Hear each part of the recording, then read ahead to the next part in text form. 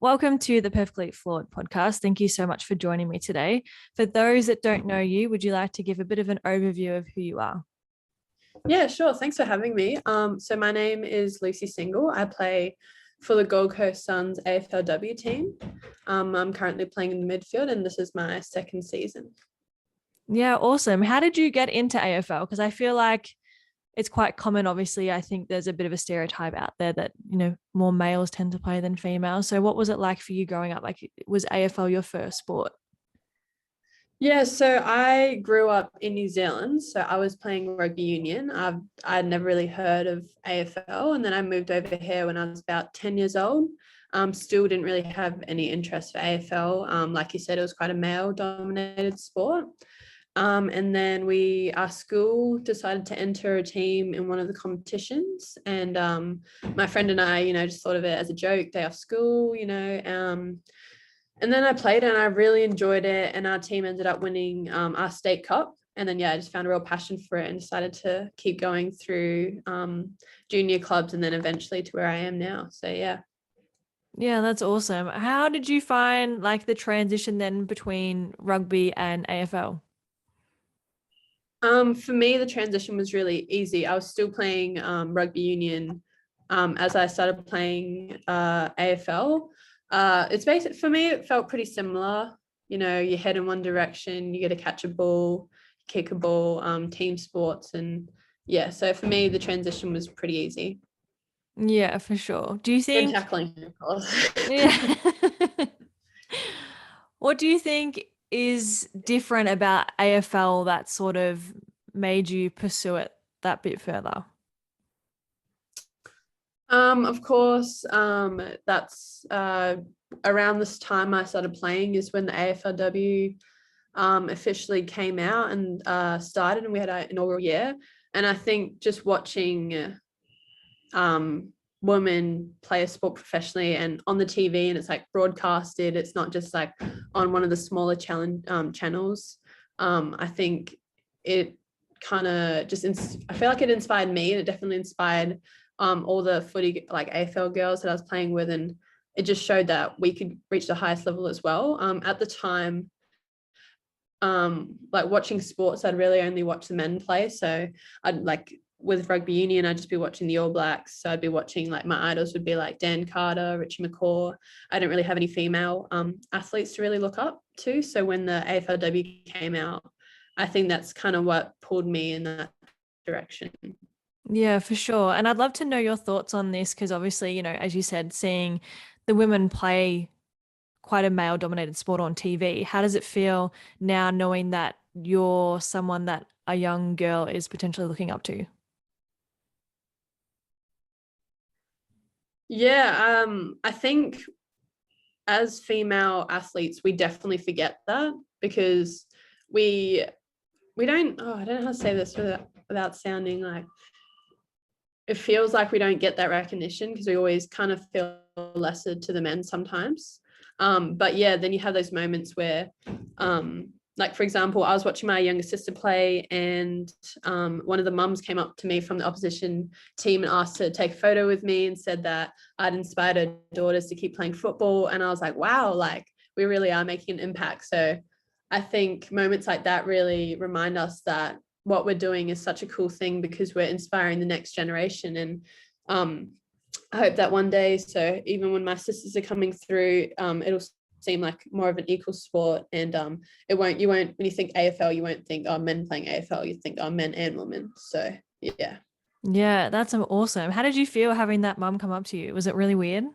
It was, yeah, I was not ready for it. Definitely wasn't dressed for a photo, but I was kind of like, huh, you want to take a photo with me? Like, and they like knew who I was, like what position I played, how I'd played during the season, like what my jersey number was. And I was like, oh, okay, this is cool. Like, and then like little girls all coming around me and taking photos. And I was like, this is pretty exciting. Like, felt pretty good. Yeah, I can imagine it would be. And AFL is obviously a pretty tough and grueling sport on the body. What's like an average training session like for you? So for the week or? Yeah, just like what would an average day look like as an AFLW player? So because technically we're part-time athletes, we have restrictions on how many hours a day and a week we can train. For me, obviously they have to consider us studying and also working on top of training. So per day, it's not too crazy. So today, for example, it's Wednesday. So we'll do like an activation session you can do on your own in the gym. And then we'll go out on the field for maybe an hour and a half. And then we'll come back and we'll have a gym session. And then you'll do your recovery afterwards. So it feels like you're at the club for a while, like per day, but yeah, I think they definitely consider our outside life as well. So yeah. Yeah, that's good. I mean, obviously, you want to sort of be recognized as a full-time athlete. That's, I would think, would be the goal. But how do you go sort of managing it being part-time, managing life outside of sport? Yeah, luckily we have so many support workers that are constantly making sure that not only is our football like where we want it at, but also our outside life. So we'll have like a couple of meetings throughout the year, just like with a checklist. So just making sure, you're on top of your uni work, you're on top of your outside job, and making sure you're staying social outside of your football friends. And they really keep a close eye on that, because obviously mentally as well, it's important to make sure your outside life is just as on the right track as your football life. So yeah. Yeah, for sure. I think it is super important to have that sort of support network in and out of sport. How does that look for you? Like, what are the things that you enjoy outside of footy? Well, living on the Gold Coast, I love the beach, so I'm very lucky. Yeah, so beach, I love going out to the hinterlands and, going for bushwalks, or you know, looking at waterfalls and all that kind of stuff. And then for me, I'm a big family girl, so love spending time with my family. And then of course just being around friends and all that jazz, the usual teenager life, I guess. Yeah, for sure. Now, as I said before, like AFL is obviously quite a tough sport. When you're having a really hard session, like, whatever that may be, a coach throws something really hard and you're like, oh shit, like, how am I going to do this? What's sort of your thought Yeah. process? How do you push through that? Um, I think I kind of sometimes, yeah, I do kind of go, oh my God, like, how am I going to do this? Like, oh, I don't know if I'm ready. But I just always think, like, we have been chosen for this team for a reason. I'm not just in this team because they needed numbers. The coaches chose me because they think I'm ready, and they think that I have the capabilities to be in that position. So I think just constantly reminding yourself that you're there for a reason. And I love doing it. So, even if I know it's going to be a struggle, I know that I love it, and it's all towards one goal. So yeah.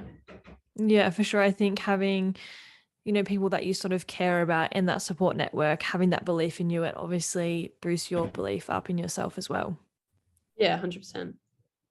What's it like on game day then? Obviously, if there's a crowd, obviously COVID sort of hindered that for a little while, but when there is a crowd, what's it like for you on game day? How are your nerves?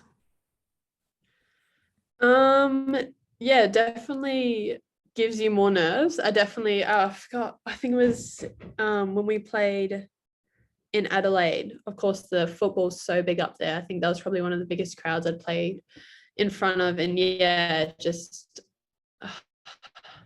you just hear them, like, every sound they make. And then I feel like when you're playing, you don't notice it as much.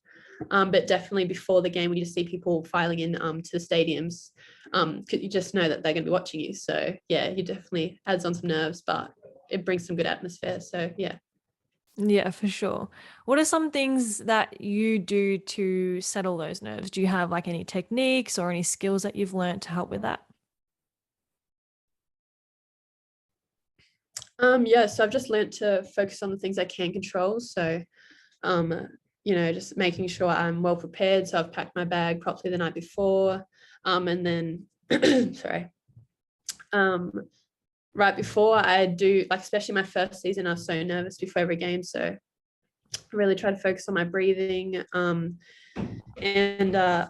sorry, our team psychologist, she taught us body checking. So it can be with any part of your body, but I usually like to go from my toes up to my head and just kind of getting in check with your body and just putting yourself back in your own body. So it's like kind of like you have to focus on yourself before you can start focusing on what's around you. And I feel like once you're present with yourself, then it's easier to calm your nerves down before a game. Yeah, for sure. And I think having those techniques and those strategies that you know that work for you, because obviously, something that works for you might not necessarily work for me, and everybody's different. So finding those key things that are really important for you is awesome to be able to have those. What was it like having a team psychologist? I'm sure that's probably quite foreign until you're sort of in the AFL, particularly like Yeah. on the team. What was that like? Yeah, I'm really grateful we have one. Obviously, before you come into the AFLW, you don't have one. So either you go and seek one professionally, or you just speak to family and friends. But to have someone there that's like constantly like checking on you to make sure you're right, or knowing that if as soon as you feel like you need to say something or you need to get something off your chest, you can just walk up to our psychologist on the spot, or you can book another time, or and I think it's definitely helpful, and I know a lot of people utilize her. Yeah, which I think is amazing. What would you say then? I'd love to know your thoughts on just the culture in AFL and just putting your hand up and saying like, hey, I need a bit of extra help today. Like I'm having an off day. What would you say the culture is around that? I think we have a really, really good culture around that. We're constantly being reminded just to reach out. Obviously, it's such a high pressure thing every week. You want to make the squad, you want to train well, you get so much like built up stress and anxiety. So they're really encouraged because they know that if you're mentally prepared, then out on the field you're going to perform even better. So they really encourage speaking out. It doesn't even have to be to our psychologist, but to even just to a teammate, to a coach, to a friend. So yeah, they place a really high importance on that. Yeah, that's awesome to hear. And you touched on pressure a little bit there. How do you go handling expectations from others and then from yourself? Or do you think that most of it is coming from within? Yeah, I'd say in my first season, so this year, so start of this year, and my when we started, I was so nervous. I put so much pressure, and like you said, I think it was from the inside. I just had so many expectations of myself. I didn't want to let my team down. I didn't want to let the coaches down. So there was just, it just felt like there's so much pressure on me. And luckily enough, I was able, it's a team sport, so I can reach out, and you end up finding out that everyone's feeling the same thing. So it's definitely makes it easier to cope with. And I think coming into my second season, I know obviously I place high expectations on myself, but I don't put myself under too much pressure. Obviously, I still get nervous. I still feel the pressure, but I'm much better at being able to cope with that now. Yeah, for sure. And I think, you're sort of lucky, I guess. I don't know if that's the right word to use, but being in a team sport, having so many people around you and having that camaraderie, it can be quite different in an individual sport. Although you are training with others, it definitely is a different atmosphere. How do you think, you would go like in comparison in an individual sport? Do you think reaching out would still be just as easy knowing that you have like training partners per se? Oh, sorry, they just turned my light off. Oh, it's all right. It's just the sound, right? You're recording. Yeah. I don't know why that light just turned off. Sorry. Okay, I'll just keep talking. Yeah, that's Sorry. fine. Yeah. So wait, am I just trying to find the light? I'll be right That's all back. right. That's okay. Oh, it's automatic, so I didn't move. Sorry, I'm in the clubhouse, so I was like, That's where's okay. um sorry, where was it? Individual. Yeah, so I've done quite a few individual sports. I've done surf life saving, and then your usual athletics and all that, the track and field sort of stuff. And I've definitely noticed you don't find it as easy to come and talk to people about your feelings and how you're feeling during or before or after a competition. I just feel like, because you just can't, no, you don't feel like you're alone. I just didn't cope very well with individual sports. Obviously, all the pressure's on you because you don't have a team to push you through the competition. So I think definitely playing a team sport, you're all going through it together. You all have a set goal, and when you win together. When you lose together. So we all get to share the feelings and emotions with each other. But yeah, competing with yourself, some people thrive off it, but I don't think I did personally.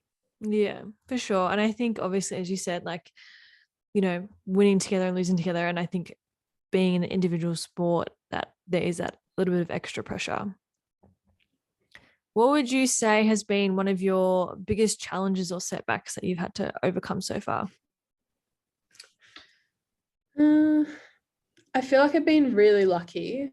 I think I've been pretty privileged in my life to not have anything, nothing significant that's happened in my life that set me back. Like obviously I've had the little ones, like, not making rep teams or not making a team, or I did have a bit of a down low this year just after our season finished. I just really struggled with just having value in myself. And yeah, I think it was just fighting through that and just working on it and just speaking with the other girls and our psychologists and just working through it. It was just like such a high stress load in my first season, and just trying to keep up before, like I mentioned, doing uni and work. And it was quite a big build up, and I still hadn't learned the proper strategies for me to cope with that. So that was a bit of a stress, but I think I'm doing so much better now. I feel like I'm thriving at uni and work and all my outside life as well. So I think, yeah, like I mentioned, I haven't really had a specific hardship, but yeah, it comes and goes waves. And yeah, so yeah, I guess we'll have to see how I go from there. Yeah, for sure. And I think everyone sort of gets that, I guess, lull after the end of a season. There's like this massive high and then it comes down so quickly. And it's like, oh my God, I don't know what to do. It can be so overwhelming, but it's good that you have that, as like team psychologist and friends and family to support you through. And, now you're on the other side. Yeah, 100%. And I think also we lost every game that season and we ended up with the wooden spoon. And you see articles and they're talking about you, they're talking about your team. And then once all the games are over and you just sit back and you read all of, social media comments and all that, I think it being my first year, I definitely let it get to my head. And then so this season I've decided, not to look too much into social media and all that outside stuff, and just to focus on the team and inside the club.